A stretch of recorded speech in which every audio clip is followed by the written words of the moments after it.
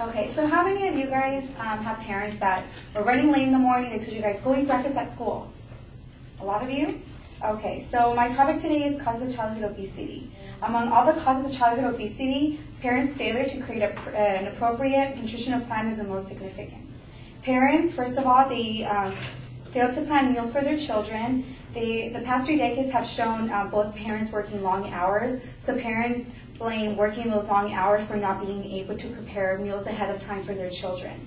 They fail to plan meals for their lunches, which is the most important, and they usually just drop off their kids at school and then give them like $1 or $2, and then they expect them to have a great meal at school. So another thing is parents rely on other organizations for their kids to receive a nutritional meal.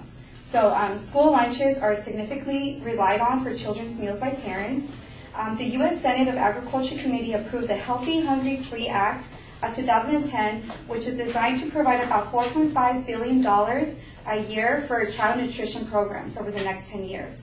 And Amy Klobuchar, Minnesota's U.S. Senator, explains that the Healthy, Hungry, Free Act Kids of 2010 overhauls the majority of domestic food assistance programs and serves the needs of 29 million children a day. So that itself tells you that 29 million kids are eating school lunches as we speak. She also, as we also know, that 20% of the food that's given to children, 20% or less of it is actually fruits and vegetables, and the rest of it is like overprocessed foods that have, high fructose corn syrup. They give them like hot dogs, pancakes, you name it. The kids love it, but it's bad for them. And when parents also lack information about what exactly is given to their children in school, it's said that about $1 a day is actually given towards feeding a child in school, which is $1 can really get you. We can't even get $1 worth of fruits and vegetables at the grocery store. So what obviously they're feeding them, it's not nutritious.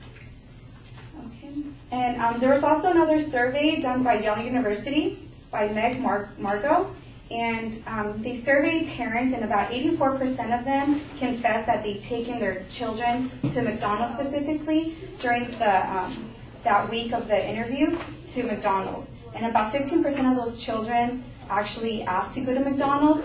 So the other percentage is the parents, it's just parental decision. So again, parents rely on other organizations like fast food, which can cause obesity if a kid eats so much fast food.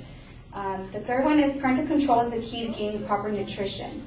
Parents influence children's eating habits through their own implicit and explicit modeling of food consumption behavior, and children of parents who consume fruits and vegetables do the same likewise.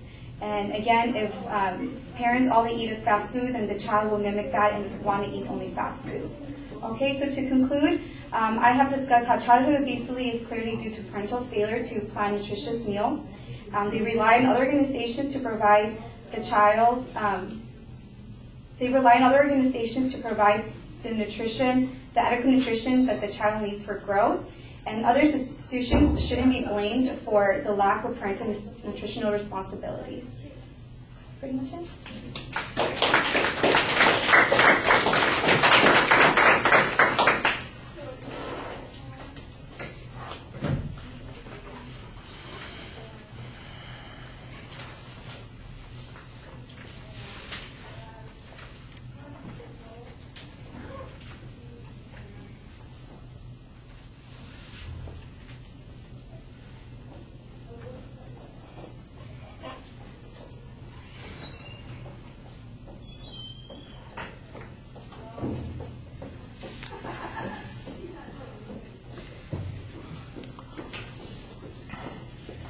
Right, the opening is fine. You clearly state what the claim is. I think you're solid there. But the preview is, you've got a whole series of statements. I can't distinguish which one is a claim, which one is transition material.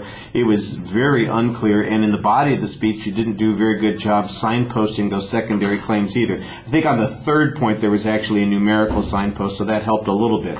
At the end of the speech, though, you help yourself a little bit because in the summary you do a pretty good job of reminding us, here are the points that I was trying to put together and how I'm supposed to be reaching this conclusion. So that helps a little bit. Now, on the content issues, I think that some of them are a little undeveloped. I do think you have some good information on the first point, factual data about how much is spent on kids, how many kids are in these school programs, and so to some degree how dependent the kids might be on those programs. The information, though, about the amount of food that they get each day that fits into particular categories, there's no source citation on that. I thought that was a little bit problematic. You just kind of say, we all know that it's only 20% that's fruits and vegetables. Well, I don't know that, and if it is, I'm not doubting that it is, but I didn't get a source citation on that. And then after that, you said, it's said that the kids are fed on $1 a day. It's said by who? I don't know. You mentioned a number at one point about how many billions of dollars we're spending over X number of years to feed kids.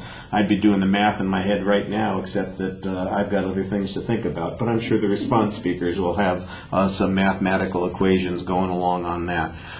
So it felt a little bit like you were rushing through the material and you needed to explain the concepts a little more as you're getting into them. I think looking back, I can hear the claims in my head, but you want to make sure that people know that's the inference I'm making, and now here's how I'm going to support that inference. Why is it true? And I didn't think your language on that was as clear as it needed to be, and so that'll be something to work on also. All right. Thanks.